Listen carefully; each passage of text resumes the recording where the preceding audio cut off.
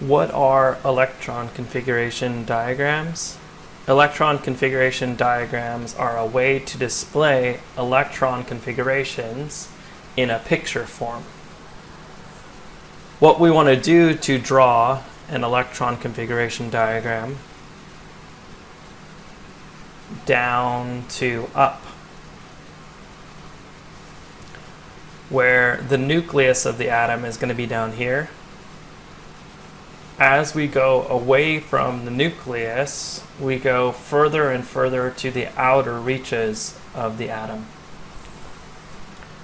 The way you want to start out is you want to look at a periodic table or know a periodic table, something like this. These are displaying the energy levels and the orbitals on the periodic table, just like we used before. The place where you're going to start on the periodic table is going to be right here at the 1s orbital.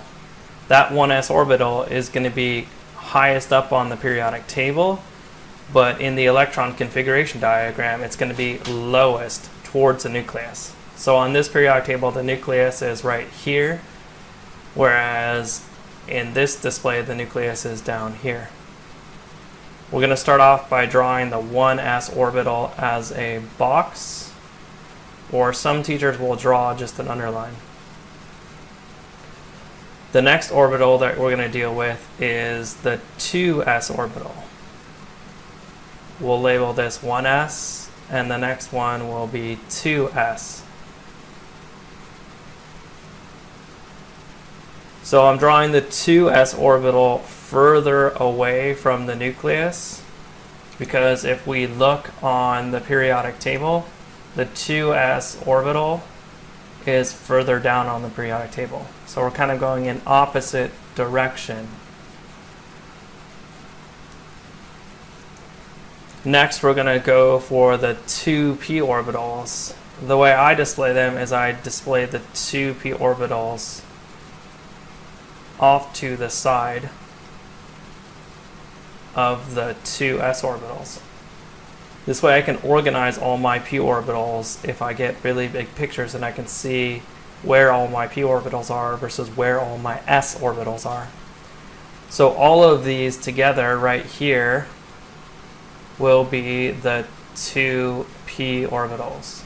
Now, how did I know to draw 3 p orbitals? Well, if we look back at the periodic table, the 2p orbitals have 1, 2, 3, 4, 5, 6 boxes. Each box is representing an electron.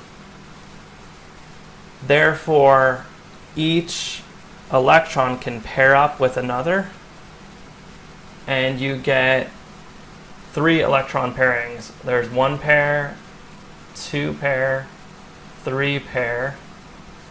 So that's how they move or maneuver in the atom. They maneuver in pairs, and that is called the orbitals. Next, we're going to start into the 3s orbitals. So I'm going to draw one box for the 3s because the 3s orbitals only have 2 electrons. And then I'm going to go to the 3p electrons. Again, p is going to have 3 boxes because it has or holds 6 electrons total.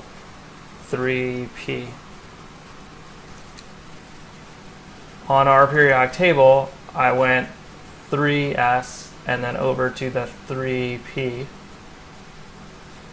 Next, I'm going to go 4s and then 3d.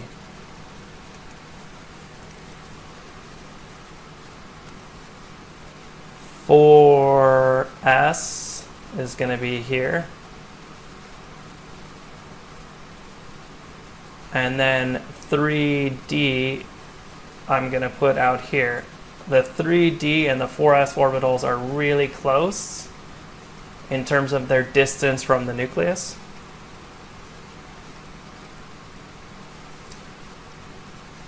And the d orbitals hold a total of 10 electrons, which means that they have 5 pairs of electrons, or 5 boxes, 5 orbitals. So these are all the 3 d electrons. Another way to display this or describe this is that this is called energy. As you go away from the nucleus, you get higher in energy, so high. And as you go closer to the nucleus, you get lower in energy.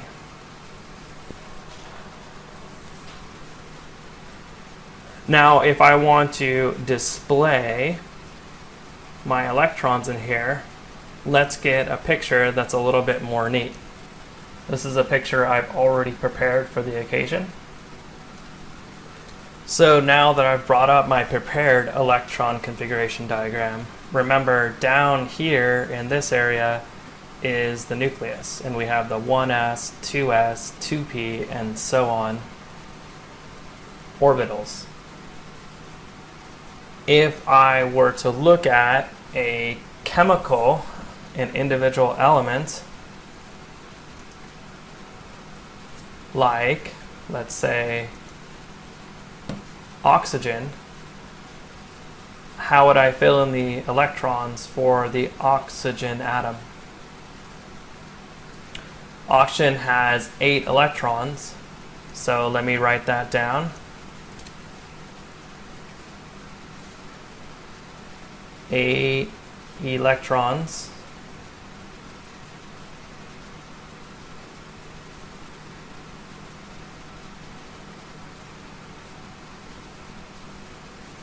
I'm going to start by going closest to the nucleus. Electrons will start filling closest to the nucleus first. And I'm going to represent the electrons as arrows with one arrow pointing up, and the next arrow I draw is going to be pointing in the opposite direction. I've used up 2 electrons so far, so I keep moving on. I'm not done or out of electrons. The next one is going to go in the 2s because it's the next closest to the nucleus. Now I've used up 4 electrons. I only have 4 left. When you have multiple orbitals, more than one orbital, on the same energy level here, or the same distance to the nucleus, what you want to do is you want to put an electron in each orbital first. The electrons are basically more comfortable spreading out than clumping together in the same orbital. So if they're given the choice, they'll try and spread out. Once I fill in this last electron, then I'm done. Everything up here doesn't matter, and you don't even have to draw anything past that. So this is 1, 2, 3, 4, 5, 6, 7, 8. Remember, the arrows are representing the 8 electrons. Now right here, it doesn't matter if I drew these last 2 arrows up or down. There's no preferred way to do it. Some teachers will tell you one way, some teachers will tell you another way. I don't care, as long as they're facing one direction and not both directions. That's all I care about.